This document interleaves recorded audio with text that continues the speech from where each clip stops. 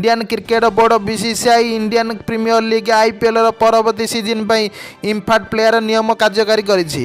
Cricket व्यतीत यह नियम फुटबॉल रग्बी बास्केटबॉल और बेसबॉल भली क्रीडा प्रस्तुत होता बेले यह प्रथम थर पर आईपीएल व्यवहृत होब।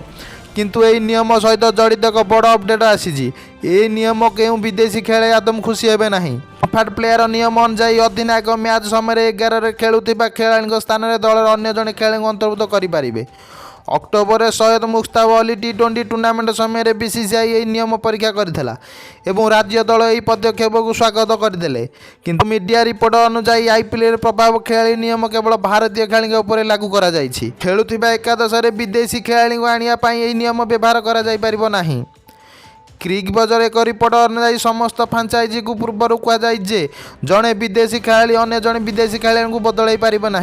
एसत कौन विदेशी खेलाड़ी जड़े भारतीय खेलाड़ी स्थान भाव में आसीपारे ना। यही नियम विषय सूचना प्रदान कर बीसीसीआई कही आईपीएल 2023 एक नूतन डिमेंशन जोड़ापी एक धारणा परवर्ती हेब।